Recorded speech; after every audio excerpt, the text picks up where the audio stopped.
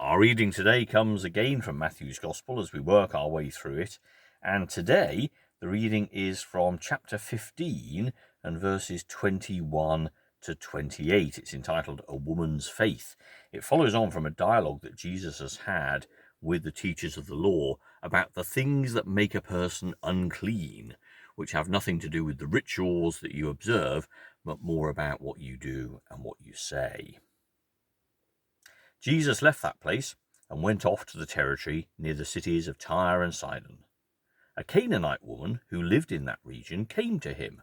"Son of David," she cried out, "have mercy on me. My daughter has a demon and is in a terrible condition." But Jesus did not say a word to her. His disciples came to him and begged him, "Send her away. She is following us and making all this noise." Then Jesus replied, "I have been sent only to the lost sheep of the people of Israel." At this, the woman came and fell at his feet. "Help me, sir," she said. Jesus answered, "It isn't right to take the children's food and throw it to the dogs." "That's true, sir," she answered, "but even the dogs eat the leftovers that fall from their master's table." So Jesus answered her, "You are a woman of great faith. What you want will be done for you." And at that very moment, her daughter was healed. If this was John's gospel, we'd be looking not at the miracle of the healing of the woman's daughter.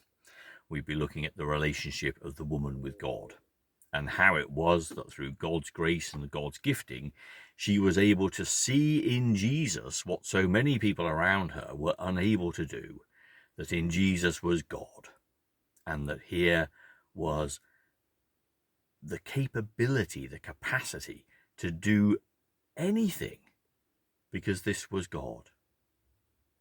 All of us would know and do know how far we would go for the people we love, what favors we would ask from complete strangers, how we would plead with others who could possibly give us the things we need to make someone we love better. We go so far for those that we love compared to people in need who we know nothing about, or who are strangers to us, and still worse, people who we may not like. The disparity is huge, and that's the backbone of our story. But it's very important to know that this same episode is retold in Mark's gospel, a gospel that was written before Matthew's, and that Mark leaves out most of the verses, which to those of us who may read this and think that Jesus was being callous, he leaves out all of those verses.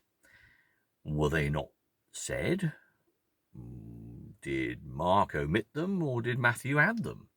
It doesn't matter, because obviously we're looking at Matthew's gospel today, and we're looking at what Matthew is trying to teach those of us who read his gospel about what happened when God became human in Jesus.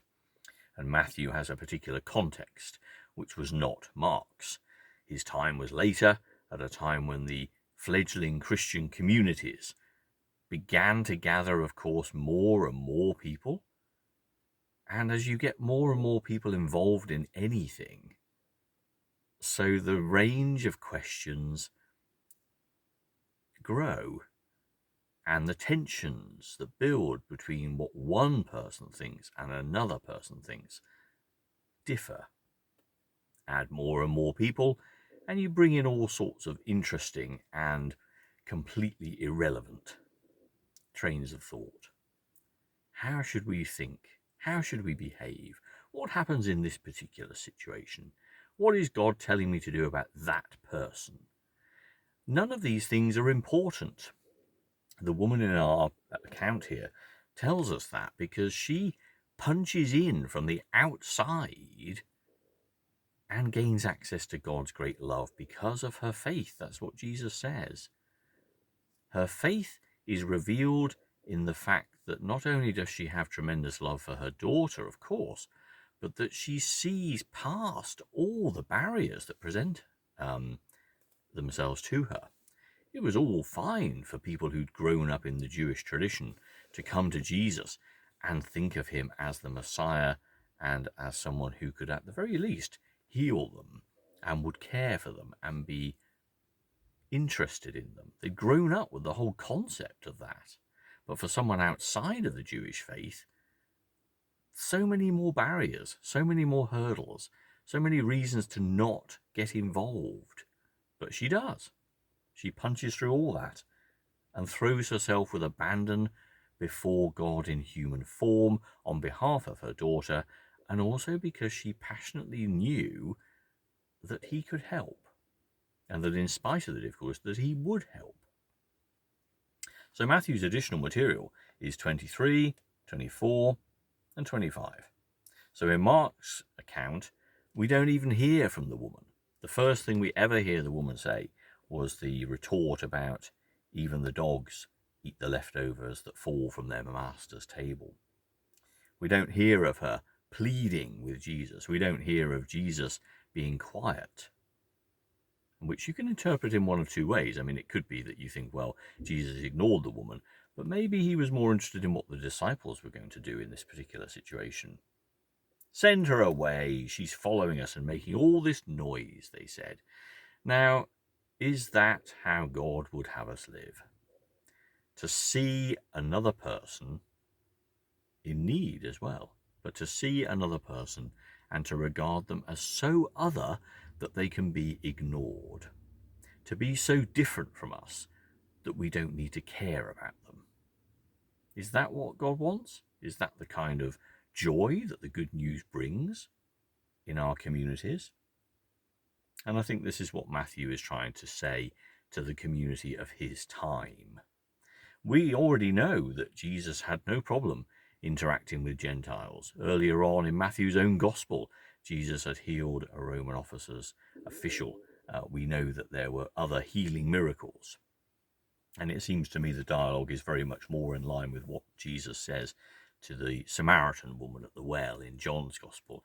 It's a conversation which evolves her own understanding, challenges her own perception of God, and the true miracle, as I've mentioned already, is that she comes into that revelation and understands for herself.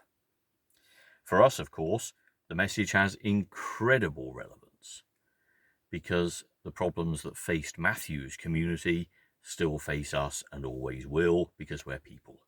2,000 years is just a blink of an eye in terms of human evolution.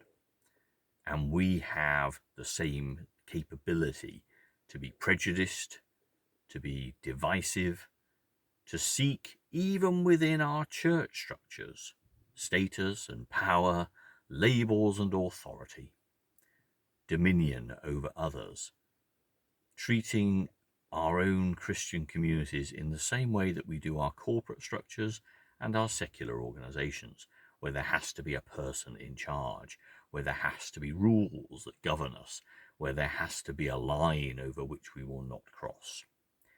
Jesus was never interested in any of those things. All his conversations, it didn't matter whether it was with the religious authorities, with complete strangers, with Gentiles, with Jews. Every conversation is simply about, what are you going to do now that you've been confronted by the God who made all things? What is your particular response going to be? Sometimes the outworkings of that were done through miracles. Sometimes it was done through teaching. But always and everywhere, it's about that simple thing. You, with your own unique heart and mind, with this life that God has entrusted to you, what are you going to do in response to that infinite love? And if there is any guidance, if there are any rules, then obviously we have from Jesus the great commandment: love the Lord your God with all your heart, with all your mind, with all your soul, and with all your strength, and love your neighbor as yourself. And as Jesus said to the disciples at the Last Supper, I give you a new commandment, that you love one another. The kingdom of heaven on earth, made up of people who profess themselves to be Christians, must always be identified through the hallmark of total and utter universal grace, because that's how God has come to us. All are loved and all are pardoned and accepted. Judgment, if that is something that you seek for others, is your concern and not of God's. God has love for all God's children, always and everywhere.